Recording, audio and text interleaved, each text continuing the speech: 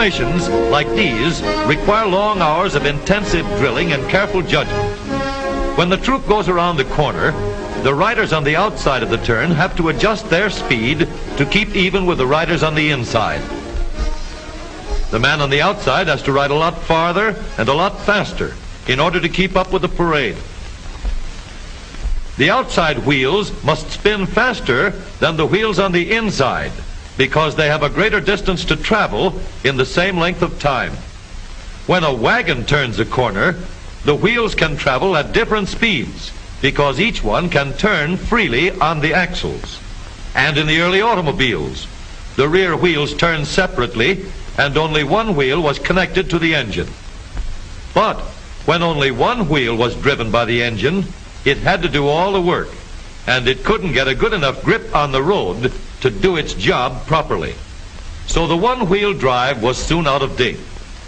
But if two wheels are locked on an axle so that they are not free to turn separately, one or the other has to slide. So engineers had to find a way to connect both rear wheels to the engine without sliding and slipping on turns. The device which makes this possible is a part of the rear axle. It is called the differential because it can drive the rear wheels at different speeds. The differential looks complicated, but once we understand its principle, it is amazingly simple. These two wheels are mounted on separate axles and supported by a frame so that they can revolve freely at different speeds. Let's fasten a spoke on the inner end of each axle so that by turning the spokes, we can turn each wheel separately. With a bar or crosspiece, we can turn both wheels in the same direction at the same rate of speed. Let's get something to hold this bar in place so that it will press against the spokes. Notice that this support is not locked to the axle. It turns freely. Now we can spin the wheels by rotating the support. This is fine as long as both wheels are able to turn at the same speed. But let's see what happens when we go around the corner. With this arrangement, we cannot drive one wheel faster than the other.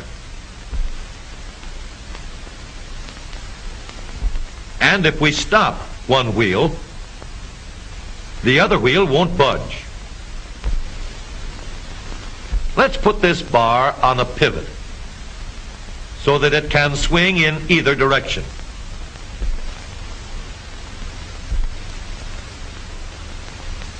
Now, the bar can still turn both wheels at the same speed. And because it pivots, it lets one wheel turn even when the other is stopped. But if turned too far, the bar will swing around until it won't drive the spokes that turn either wheel. We need another crossbar and more spokes to carry on the job. When we stop one wheel, the crossbars will continue to push the spokes of the free wheel around. As long as both wheels are free to turn, the bars do not swing on their pivot and the wheels move at the same speed. Now we have the working principles of a differential. To adapt the model for use in an automobile, we will have to make a few changes. In order to reduce the jerky action caused by wide spaces between the spokes, we will put in more spokes. Further filling in the spaces between the spokes gives steadier, more continuous action, and changing the shape gives firm, constant contact. Now we can make the gears thicker and stronger, and we have differential gears. The edges are cut so that they will fit together more smoothly and silently. And another gear is added to share the work of driving the axles. The principle is the same. In order to turn the support and drive the wheels, we can fasten a large gear here, connected by a smaller gear to a source of power.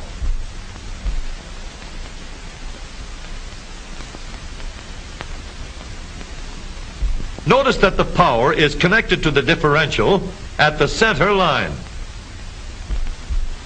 We can make our model more compact by moving the gears closer together. When we put our differential in an automobile, we have to leave room for the drive shaft, which carries the power from the engine. We may build the floor of the car above the drive shaft. But if we do, we won't have much room inside unless we make the top of the car high too. Of course, we could lower the floor and ceiling, but the drive shaft would be higher than the floor. This would have disadvantages. A shaft in the middle of the floor of an automobile would be inconvenient for passengers and would be awkward for carrying luggage. Today, engineers have found a way to make the car roomier and closer to the road without a clumsy shaft above the floor. The drive shaft from the engine to the differential is lowered out of the way, and the drive shaft is connected to the rear axle at the bottom.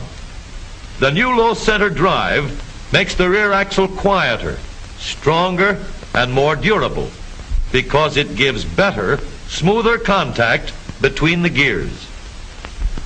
The automobile of today with the low center drive is stronger and more rugged. Every part of the rear axle has been built to withstand strains far greater than it will ever meet on the straightaway or around the corner.